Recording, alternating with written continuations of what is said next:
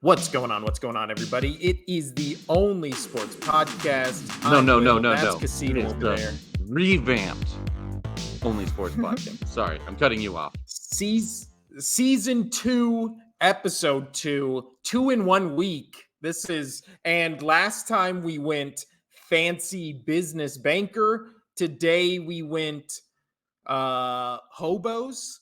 So we're really showing the dichotomy. I grabbed the tie just in case.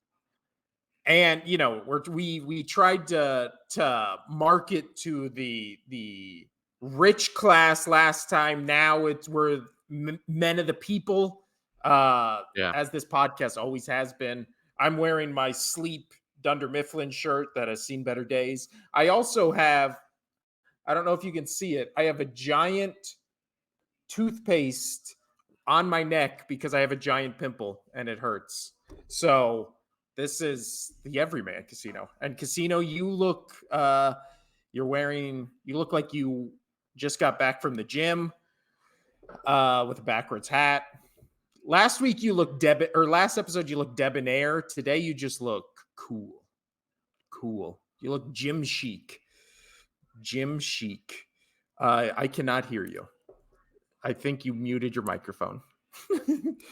Great start. I did. 1 minute into the show. I did mute my microphone because as great starts always start, my dog started barking at the neighbor, which is wonderful because, the kid's napping and it's a great time. It's a great time to really be alive here.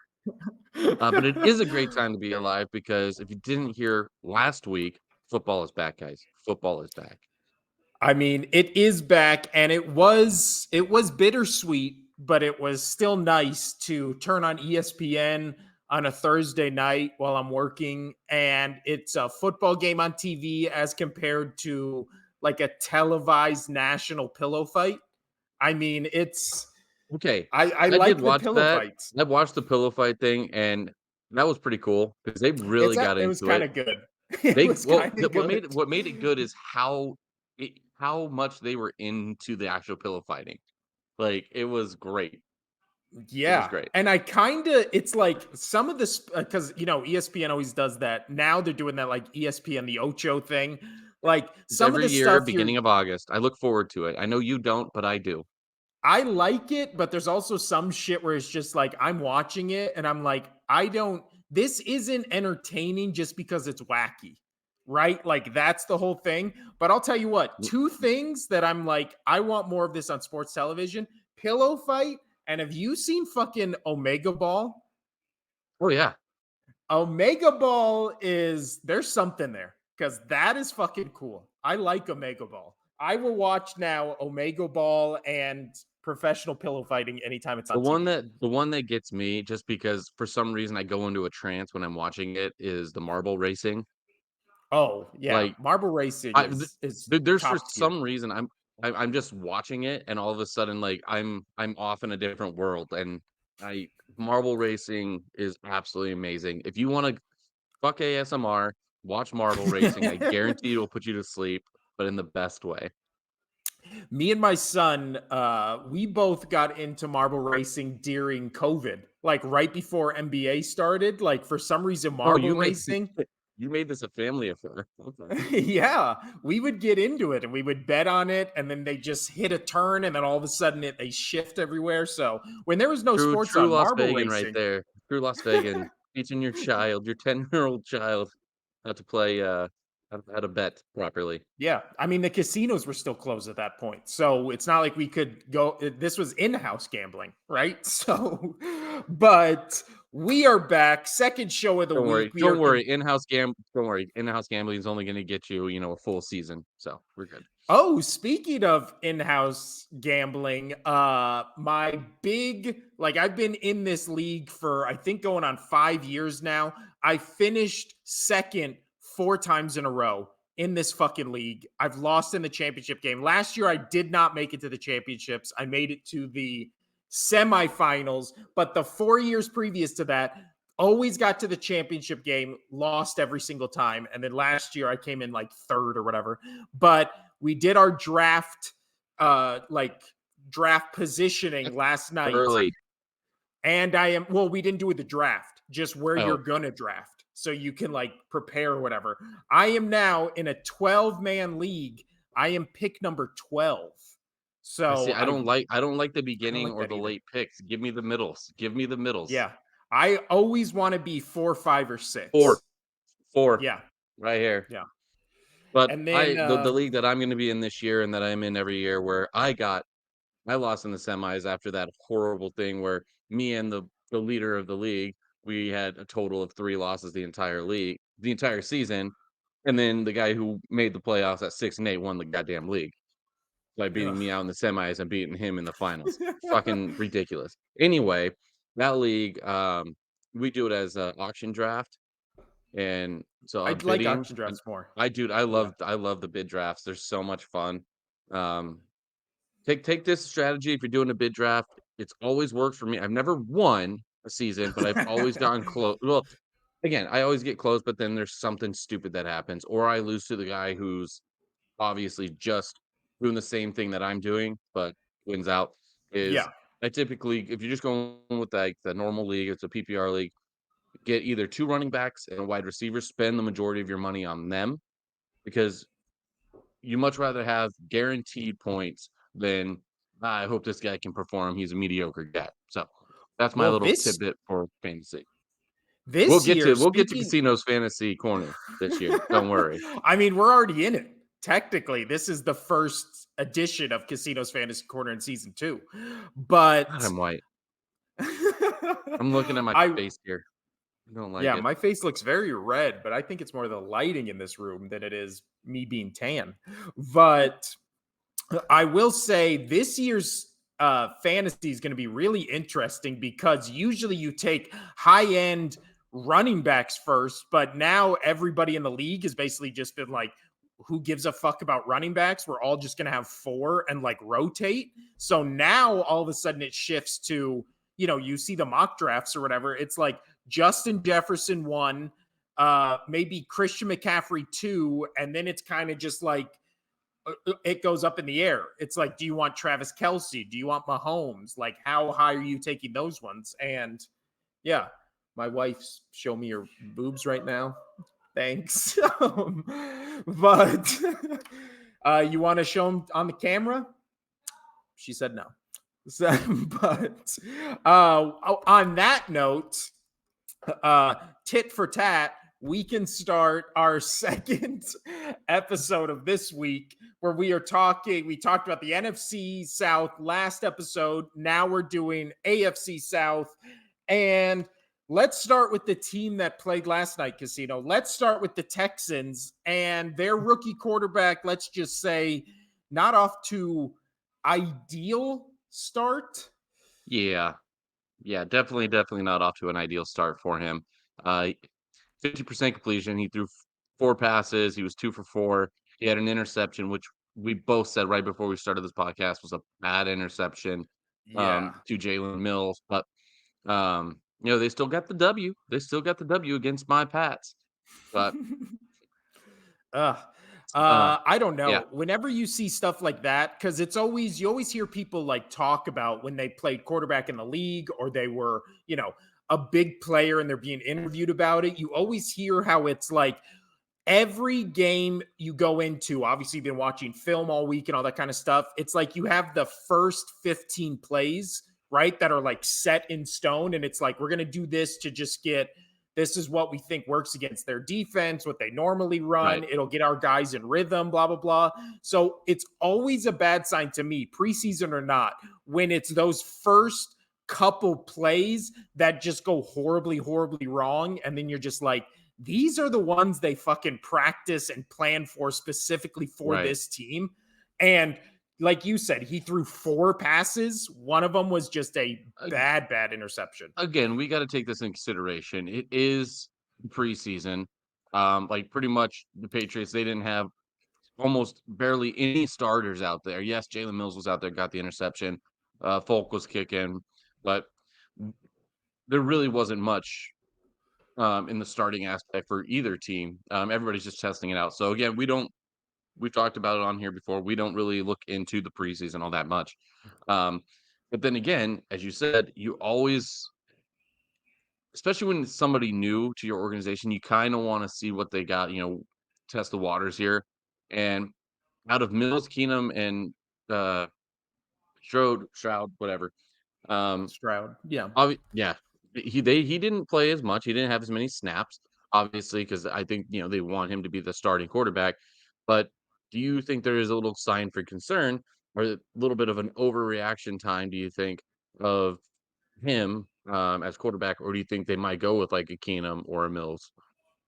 Well, I think because the rest of that game, I believe it was Davis Mills. I said it last year. I didn't think Well, he was the Keenum had the problem. most attempts. Keenan had the most attempts with 14 attempts, but time wise, Uh, I don't know who was out there longest.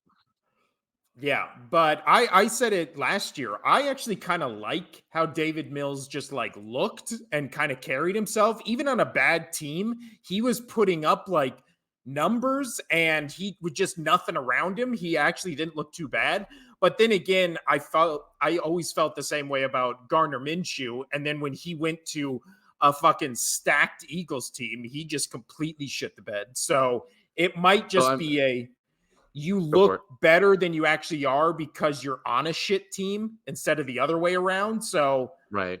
I mean, I the don't whole know. thing is, with drafting, with the drafting Stroud, they want him to be the guy. You know, that's Well, why they drafted him. They want him to be the guy running. But week one is against the Baltimore Ravens. It's not an easy game.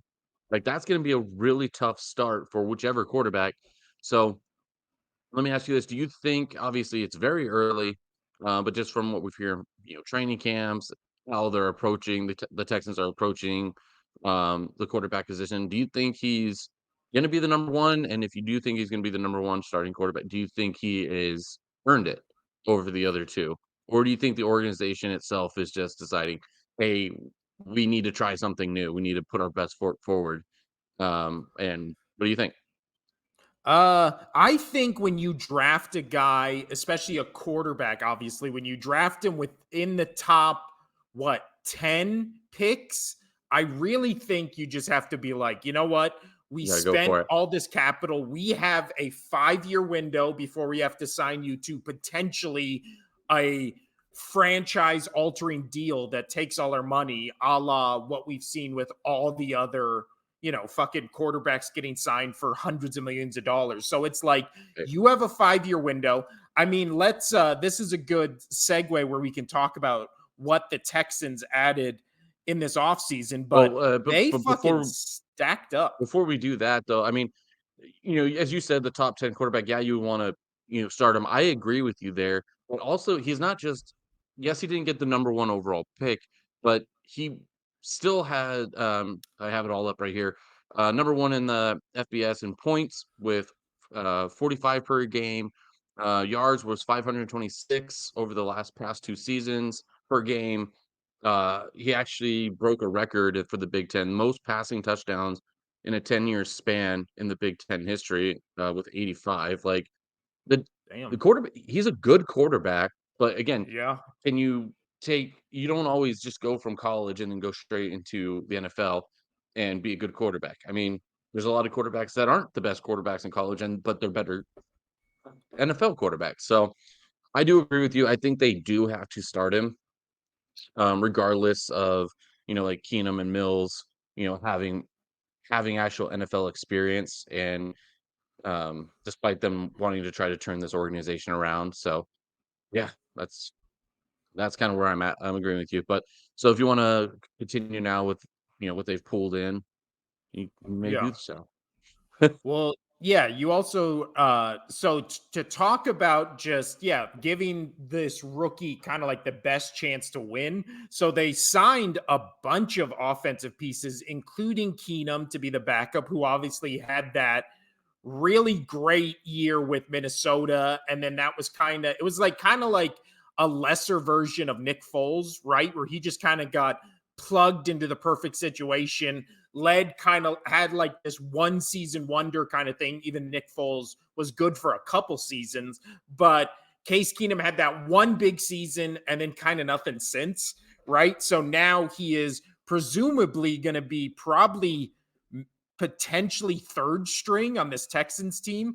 behind Mills Potentially, yeah. and obviously Stroud, who we're talking about. But they also signed Robert Woods from the Los Angeles Rams, Dalton Schultz from the Cowboys. They signed Noah Brown, who I don't know who that is. Sorry. They signed Devin Singletary from the Bills. So they loaded up on, they also got Steven Sims. And then in the draft, in the second and third round, they went center with Juice Scruggs from Penn State and then Nathaniel Dell from Houston. So So that that's something that I do offense, wanna touch on, um, is Juice Scruggs because I think he's gonna be the starting center because they don't really have much of a center, hmm, um, the and so, that's gonna be a little tough is you have not only a center quarter or rookie quarterback, but a rookie center as well. I mean, they have decent outside pieces, but, it's gonna be a little bit different going yeah, be a little different, when you don't have a solid center, and that might be the weak spot. Um, yeah. but yeah, But then go for it. Uh, well, maybe we just didn't talk enough about the Texans outside of what they drafted or whatever. I did not realize they got so many guys on defense who are like established names. They got Oh Jimmy yeah, Ward, the safety from the Niners. They got Shaquille Griffin, the cornerback from the Seahawks. They got Denzel Perryman. Then they got Hassan Ridgeway. Like those are four guys who over the and past then they also drafted the number 3 overall pick with the Will pass Anderson. rusher Yeah, Will from Anderson. Alabama. Yeah, I so didn't know. they Did you say him? stacked. I may have not. No, I was just talking about the guys they signed in free Oh agency, but yeah, then and yeah, then you bring up him, they also got the edge from TCU and then they got another safety in the 7th, so we probably won't see the and then field, and but then the biggest thing out of all of that is they got all those pieces, but then they also D'Amico Ryans. You know, well, I mean, yeah, that's probably why they got Jimmy Ward. I mean, just coming over right. from there. I mean, so going from, one of the they were Houston was the 3rd worst defensive team last year. Um, they were last in points per game. Uh, just a whole bunch of or yeah, go Here, ahead. Sorry. I have the defense Yeah, for it break right it now. down. So Break last it down. season in Got all total tongue tied. defense, they were 27th. Passing, I 27th. was surprised by this. They were 11th best against pass in pass defense in the Oh, league okay. last year, which surprised me. But against the run, they were 32nd. So they could stop the pass, but you could run the rock on them. And then scoring defense, they were 27th. So, Yeah, so like not you're that saying, it obviously makes sense for them to bring in a defensive minded guy. But then you look at the offensive rankings, and they were 30th in total offense, 25th in passing offense, 31st in rushing offense, and then 27th in scoring offense. So not much better on the offensive side of the ball. Obviously, they finished 3-13-1 last season, which is how they ended up with the number 2 pick. So do you like the hire, Casino, of D'Amico Ryans as their new head coach? I love it. I think this is a great hire, especially not just they didn't just hire a guy and be like, "Hey, come in and fix our shit." They hired a guy and brought in a lot of pieces with him to work with. They they didn't just go grab the king. They also got the bishop, the knight. They got all the pieces, not just little pawns. There's a chef's reference for you. Um, That was actually but maybe the best thing you've ever said on this podcast. That was brilliant. thank That you. was And then I ruined it by pointing it out because I have to because I shocked myself there. Um, no, but it's such a great hire, and when we get into our picks on this team, well, I'll just say it now. I I think this team is going to probably finish second in the division. I really like what Mm, they have done in the offseason. I like what they've picked up. Yes, there's a lot of green players, but then you also pulled in a lot of veterans with now some, got a veteran coach in there as well. So I do like this team, and Um, they're they're not gonna be anywhere close, in my opinion, to probably catching the Jags, but, I do like this team a lot, and I like what the pieces they brought in, and I think D'Amico Ryan's on defense is with the pieces that came in with him, he's gonna show up. He's gonna definitely surprise some people with this defense this year. Now, my question, you can't get worse. So I mean, that's true. My question to you is the over under on the Texans this year, 6.5. Again, last year they won 3 games. That would mean they would I have to think double they're their win total and add 1. What do you man. think the record ends up being? I think they're a half a game more. I think there's 7 is the number. I think 7's the number. So you would go over. Yeah, I would go over by half a game. I think 7's the Hmm. number. I think I'm going under by half a game. I think I have them at Really? 6. Well, Yeah. then again, I do think that you and I have different ideas of who's going to come out second in this division. So Yeah, we do. I think they finished third. I don't think they're going to be the worst team in this division because I think the worst team is going to end up being the Colts, who we can talk about next. But as far as the Texans, they have the 7th easiest strength of schedule, which I think will obviously help in that favor of getting them to potentially 7 wins. But with a new coach, new quarterback, all these question marks. Obviously, we like they maybe had like one of the most underrated off seasons just in terms of teams rebuilding almost from scratch into what appears to be like a infinitely better team than they had last year. I mean, but still the question marks are how do all the pieces fit together? Is CJ Stroud, can he translate from a great college quarterback to an NFL quarterback? I mean, obviously, we got a small sample size of that last night, but we've both said preseason means basically nothing. So then it also becomes the thing of we've seen great coordinators be head coaches, and something there just doesn't translate. So can D'Amico Ryans go, the Mike Vrabel route, where it's like he's an even better kind of head coach than he even was as a coordinator? So I mean, with what he did in San Francisco, I think people, when they talk about San Francisco, are really undervaluing how much D'Amico Ryans came in and like kind of reshaped that defense because for sure. everybody thinks San Francisco is just going to go right back to what they were, but it's just like they lost basically the guy who built that defense. Kyle Shanahan, we know, is an offensive guru. I don't think he had shit to do with the defense. So, No, yeah. But we'll get to them when we talk about the NFC West. Anything else to say about the Texans casino, or can we move on to the Colts? we can move on. So we're going Colts next. All right. We are going Colts. So the Colts are up next. They finished. Oh, let me pull this up right here. They finished last season with a impressive four wins, 12 losses, and 1 tie. They had, let's see, in total offense, they were 31st, passing offense 23rd, rush offense 23rd, which is interesting when you consider Jonathan Taylor, but we'll talk about him. Scoring, they were 30th. In total defense, they were 30th. Pass defense, they were 12th. Rush defense, they were 21st. And then scoring, they were also 30th. They have a new head coach in Shane Strickland, my Philadelphia Eagles former offensive coordinator, now the head coach of the Colts. They also have a new offensive coordinator in Jim Bob Cooter, which might be the best name in sports history. It's in contention. Jim Bob Cooter. I mean, come on, Casino. That's a fucking win. That's a W right there. So they're Scooter, already that's yeah. starting. They're already starting the season with a dub. In terms of offseason, much less splashy than I would say the Texans were. They did, however, lose Ngagwe, the edge rusher. They lost Paris Campbell. They lost Rodney McLeod, and then a linebacker. But they kind of really didn't add any big names, kind of just backups, including my former backup in Gardner Minshew.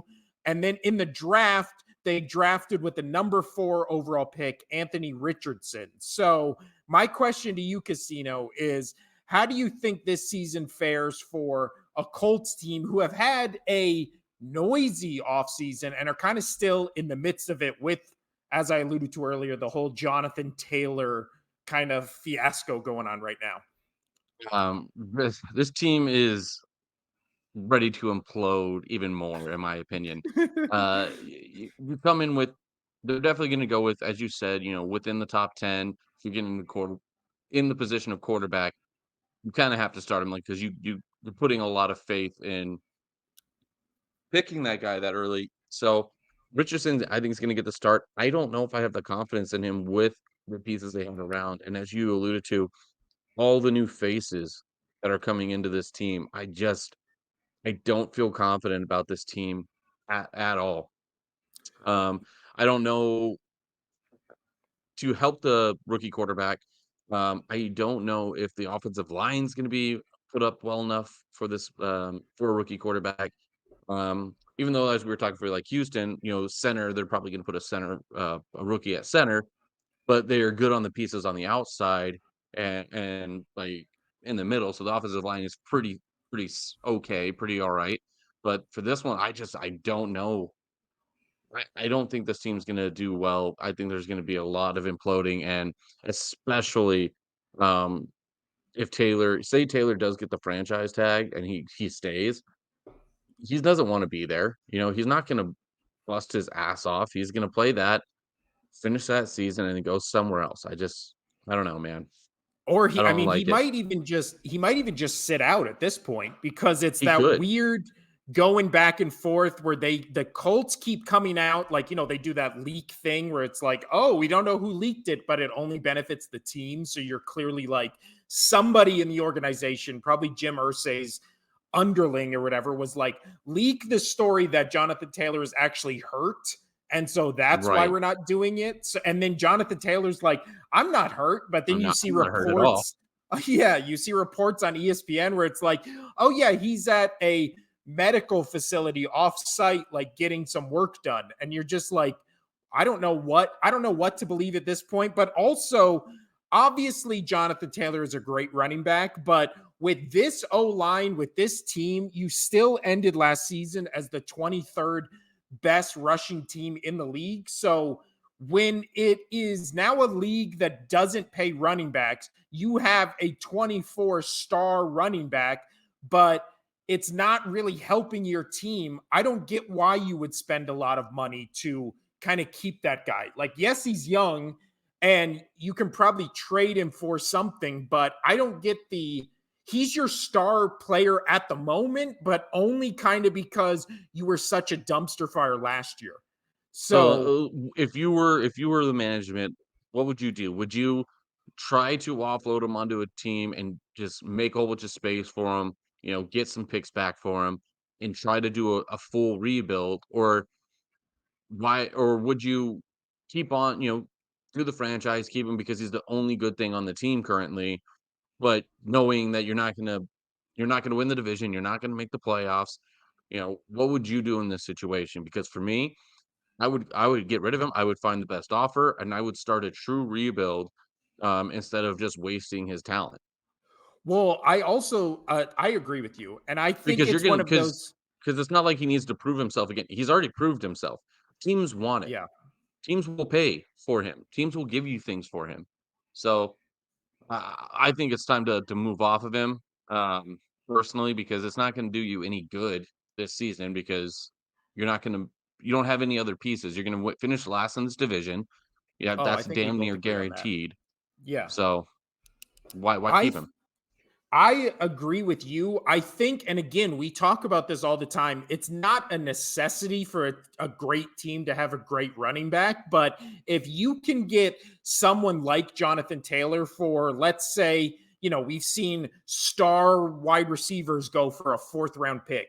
If somebody's offering you a third round pick for Jonathan Taylor and then maybe like some pieces or some backup guys, like why would you not try to trade him to a team like the Bills or like the Ravens if they're going to be like those type of teams that feel like they're right on the edge and maybe just kind of missing that like extra piece. Yeah, So, dude. Those and what's great about both those teams that you said is those are both quarterbacks that will run the ball because they don't have much of a run game and they like to run the ball and do the quarterback, but you can protect them by getting a decent running back, getting a good running back, and so they don't have to do the brunt of the running to help the offense out and lower the injury rate.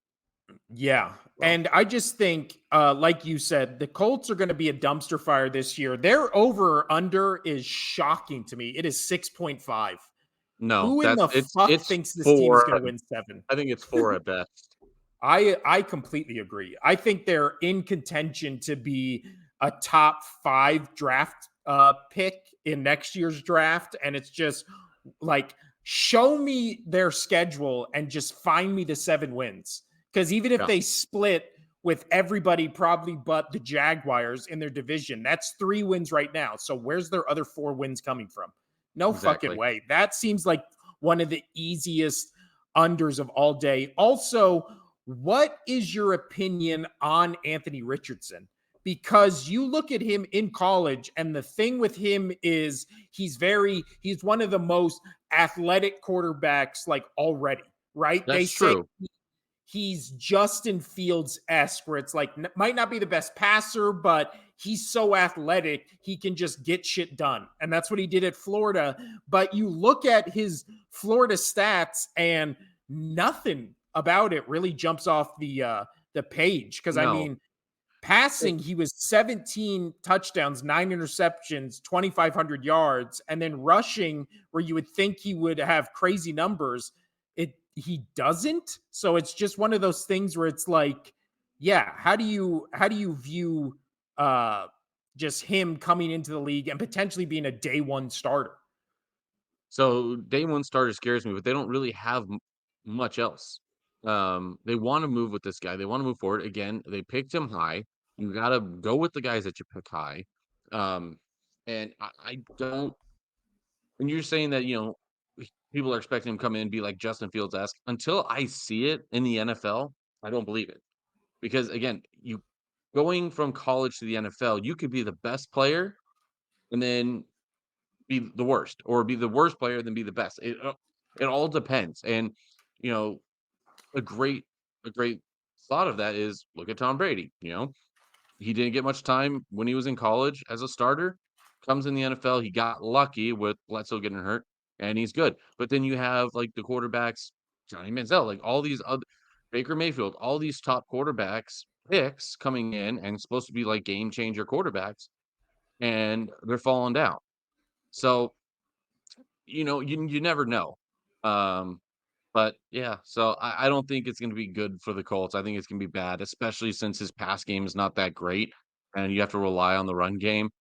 You know, at this point, if I was Richardson, I would be praying on my knees nightly that they get a deal with Taylor and keep him. So Yeah. Well, that's the thing. Like and also that's probably the reason why they won't trade away Jonathan Taylor. Also, the thing we addressed but haven't really talked about in this instance is they did get Shane Steichen, who was the former Eagles offensive coordinator. And the Eagles last year, their whole offense was RPOs, quarterback draws, using kind of that running game to get the quarterback going. I mean, I okay, don't think Anthony that's Richardson, totally fair.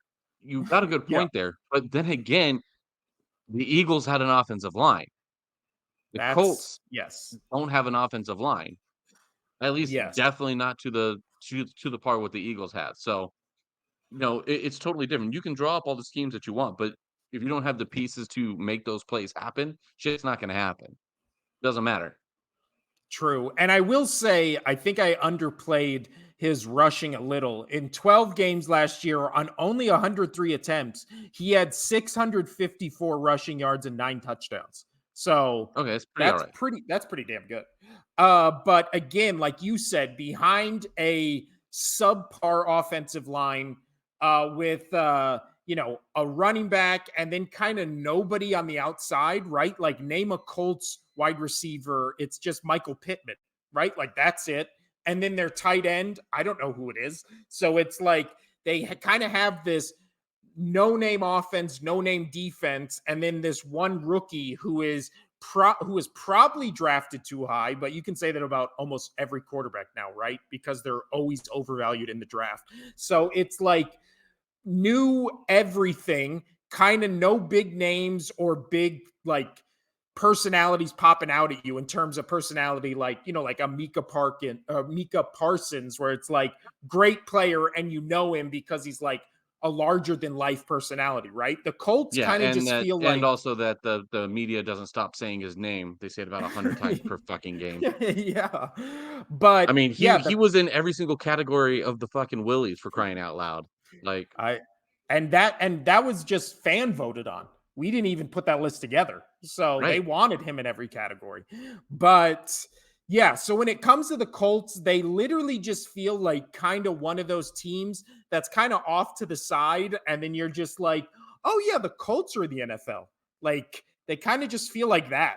I will be watching Colts games just to see what Anthony Richardson can do, and it might be the Justin Fields thing of last year where the Bears were always close in games and then Justin Fields would do some crazy fucking pass or run for 80 yards and they would get really close and then they'd still lose by 10 and you'd be like, that was fucking entertaining at least. Like I think that's as high of ceiling as the Colts can be. 6.5 is fucking crazy.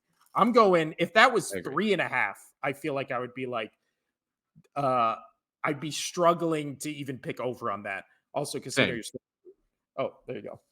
You're back. So Oh, I didn't know I let's went anywhere. I didn't move. but let's hop over now to the Titans, who they finished the season. Oops, I forgot to pull that up. They finished the season 7-10, second in the division, 2 games back of the Jacksonville Jaguars. They are projected to be a 7.5 win team. Just right off the bat, over under for the Titans, 7.5. Uh under.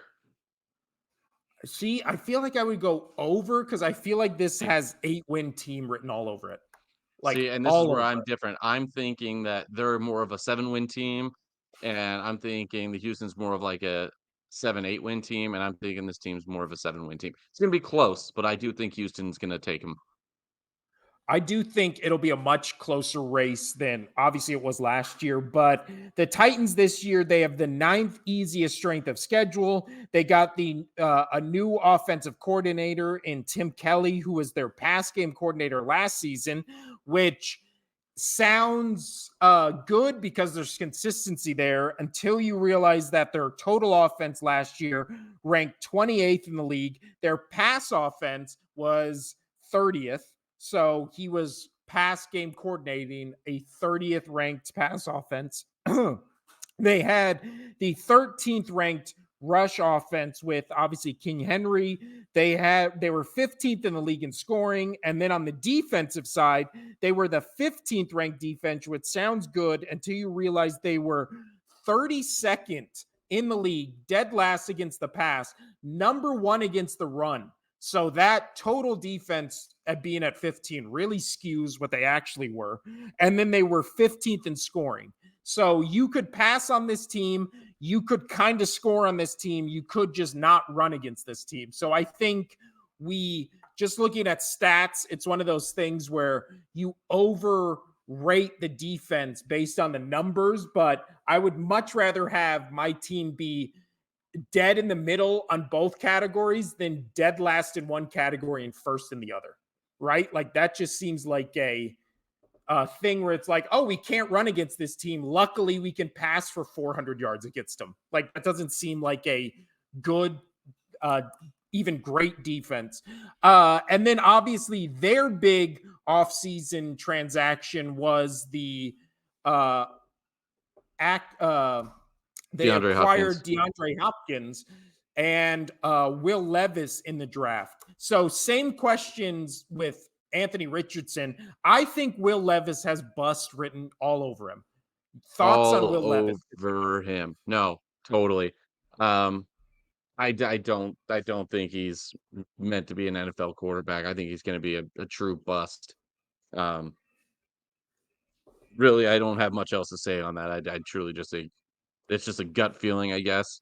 I don't think he's gonna be do well in the Yeah, NFL. I think I think the things that are going for Anthony Richardson is he's a big guy. He obviously has like that huge stature and he's super athletic, so he can get by on his athleticism, right? Will Levis, almost the exact same size and then not as athletic. And then he also kind of seems like a douchebag, which I don't think translates well to the NFL. With obviously, you mentioned like Johnny Manziel. We've seen Baker have those same kind of issues. He, to me, feels like he falls in those categories way more than he does, yeah, like a Jalen Hurts or a Patrick Mahomes or Joe Burrow, right? He just seems like he has that energy where it's like people on his team, I feel like, will be annoyed with him. And again, that's all just pure speculation, but I think we are both in agreement he will be a bust. But my question is, do you think he is a day one starter? No. I don't think so either. I think they're still going to ride it out with Tannehill. right? I Like, do as well. And my main reasons for thinking that they're going to ride out with Tannehill, at least right now, was because of the 6-game suspension due to their offensive line guy, Nicholas. I can never say his name. Petit Frere. Yeah, that guy. I mean, that The one was that. a good Yeah, yeah. attempt. Again, I'm bad with names. I've heard it plenty. I've when the suspensions came down for all the gambling, I heard every single name said like 100 times, but I still have trouble saying all their names. So it's like who's going to be starting at right tackle or right guard for the team?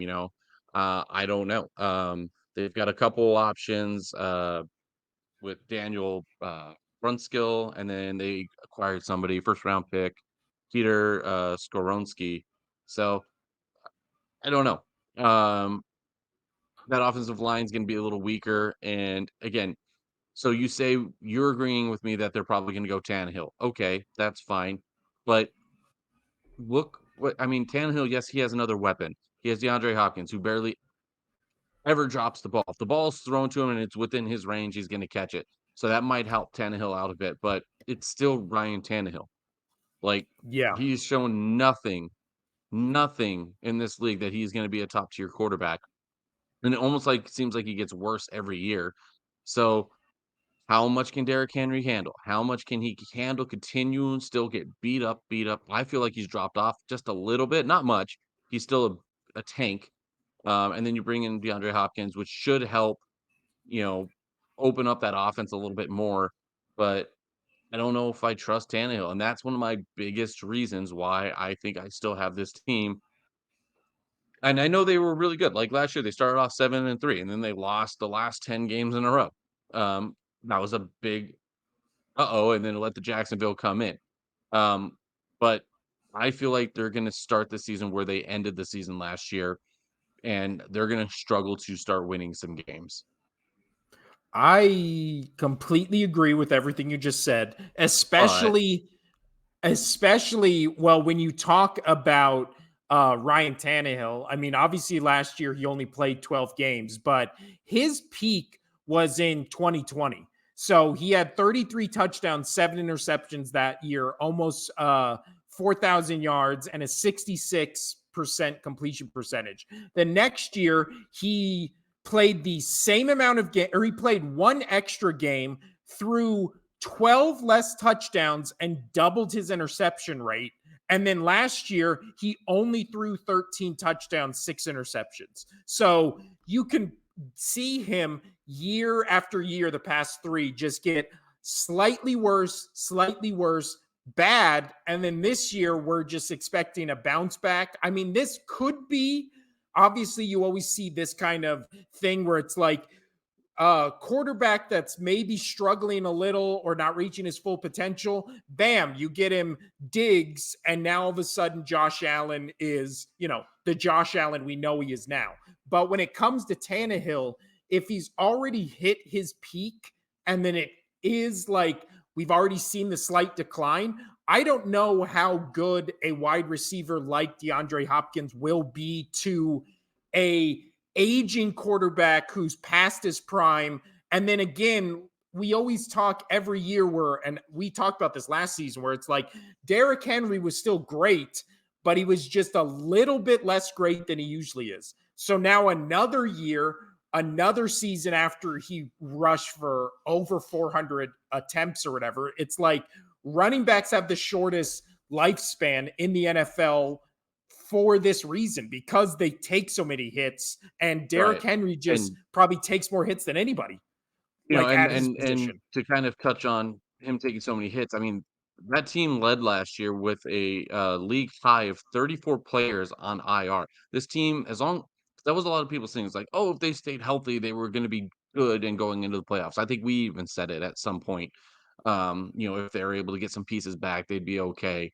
But then again, like those injuries will add up over time. Say yes, they're all 100% to go this year, right? Everybody that was injured, that's still on the team, is ready to go. You're still gonna have a little bit of flare up, like that whenever you get injured, like say, I hurt my arm, last season playing baseball. It's all fixed up, but it's not going to be as 100% as it was. So Y that also worries me. This team needs to stay healthy this year to have a chance to become out second in the division and fight for a playoff spot. Again, I don't think they're gonna it's gonna be like last year where they're fighting for that last spot, but I don't think they're gonna be able to get the playoffs if they can't. Obviously they gotta stay healthy because if they start having what they had last year where they just keep getting injured and injured again, this team will implode. And again, I don't think Tannehill and company, even though I love Vrabel and I think he's a great coach, I do as it's well. it, Yeah. it's tough to overcome.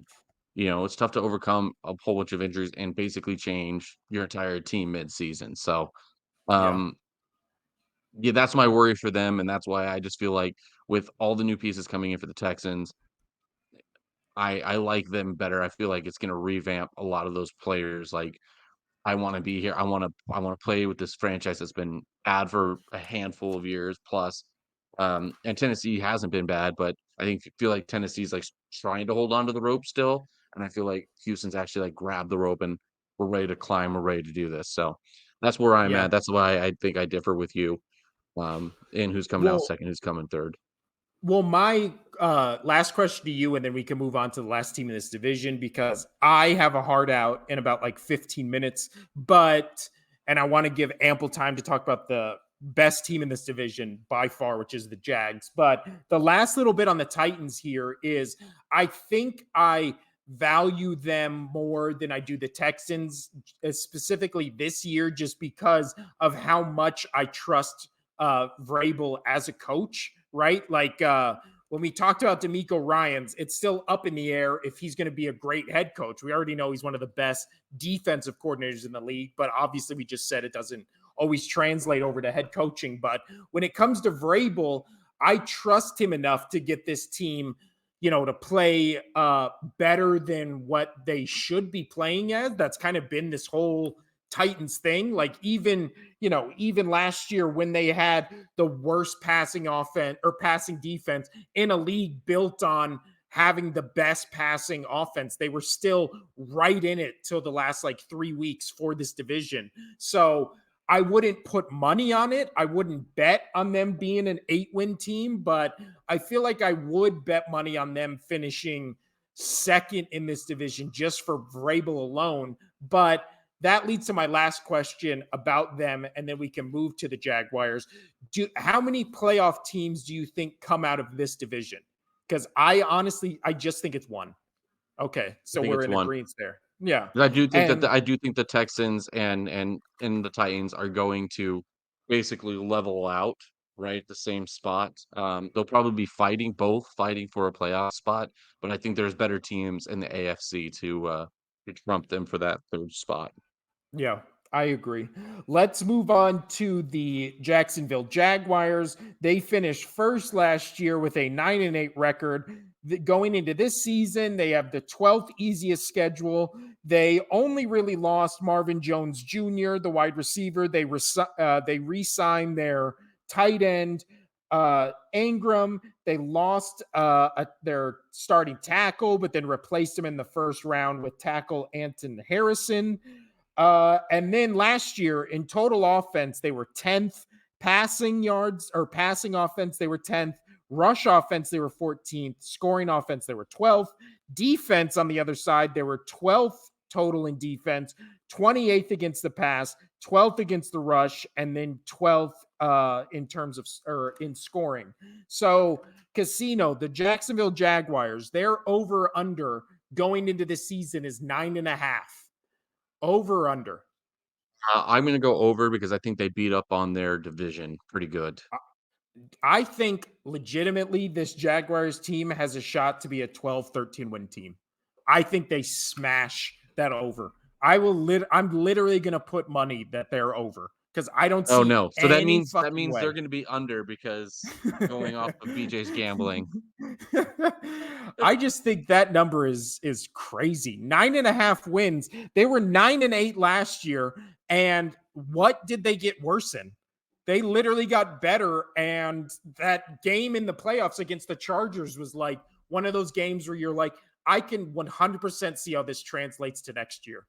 Like the only thing that I see posing a problem is both their left and right tackle. It's going to be new this year for both positions on this team. So uh, we'll see how that works out. But then again, I do like Trevor Lawrence. We've talked about how much we like this kid. And here's a crazy, as I was just reading before we started the show, trying to do a little research on it. This blew my mind. So Lawrence pass rating, this is going from CBS.com. I don't know who wrote this article, but um, Lawrence's pass rating going from 2021 to 2022 went from 71.9 to 95.2, and that's the largest increase in NFL history for any quarterback who threw at least 400 passes in each of their first two seasons. It's the largest increase passer rating from a number one pick from year 1 to 2 since Terry Bradshaw. That's Jesus. absolutely insane. Yeah, while you continue, I'm gonna look up who wrote this because give them credit for that Yeah. research. No, that's Um, that's that's a crazy stat. It's also one of by those things. Jordan Dajani.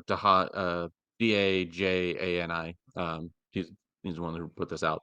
But yeah, so that's insane. That's really, really good. And again, I didn't feel like they changed too many pieces last year from 2021 to 2022. Obviously, a little couple pieces here and there, but it was the coach. They got rid of the cancerous coach and got a new coach in there, and that looked like to be the biggest thing for them. So, there's a dark. I have I have Lawrence as a dark horse to be an MVP this year. I kind of agree with that. I really do think that, especially in the division they're in, like we just talked about, like I think they always lose what, like this is one of those divisions where like all like the other teams kind of beat up on each other, right? Like the Jaguars have that weird thing where they've never won or they haven't won in Indianapolis in like a decade or something like that. Like I read one of those weird stats, or maybe it might be the Colts have never won or haven't won in Jacksonville in 10 years. I don't know. But this is one of those weird divisions, but they go 4-2 in this division. And then, yeah, I could see them winning again 8 games out of division just because they're that good. I mean, they had basically top 10 offense, top 10 defense, and got some kind of unlucky breaks around the way. And they were still kind of everybody's pick going into the playoffs as like a dark horse AFC team. I really think it was just a year too early. And now people who are jumping on the bandwagon of like the Lions, I feel like the Lions are what the team the Jaguars actually are, but everybody thinks the Lions are going to be. To me, the Jaguars just feel like they had top 10 offense, a top 12 defense last year. They didn't really lose anybody, and then they had that great playoff game against the Chargers. They have a great head coach, the former Eagles head coach, Doug Peterson, who I just think is great with the progression of quarterbacks. And this does kind of feel like a little 2016, 2017 Eagles kind of thing, where it's like maybe they're a year away, but then they kind of catch fire. They have this electric quarterback, great defense, great offense, and then they kind of just emerge halfway through the season as, one of the favorites in the AFC. Obviously, you Right. have the I Chiefs mean, they looming, could easily but start off this year with not saying their first 6 games, but you can almost pencil them in for a 6-0, maybe give them a 5-1 against their division.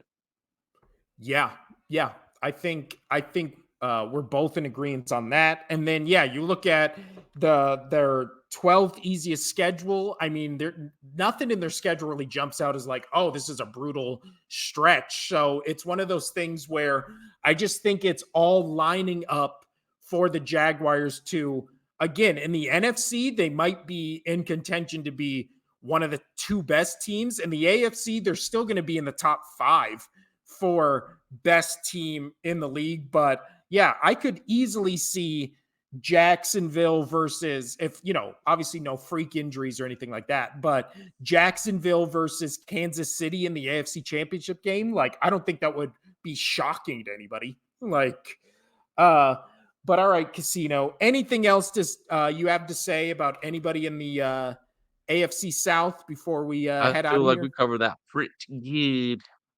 Yeah. And we will be back on Monday to talk about, I believe it was the AFC or the AFC and No, it's NFC we got the NFC North, next. right? It's the NFC North, I think we were going to talk about on Monday, and then on Tuesday, I mean, and then next Friday we will be, yes. So on Tuesday, we'll be talking about the NFC North. On Friday, we'll be talking about the AFC North next week. And we'll keep, if there's any sports stories that are current, we will talk about them on the Yeah. show. And But confirm NFC North. other than that, you got anything else before we head out of here, Casino? Nope, not at all. My dog's about to start barking at the train going by, so yeah. All right. This has been the Only Sports Podcast. Have a great weekend. We'll see you Tuesday, and adios. Bye.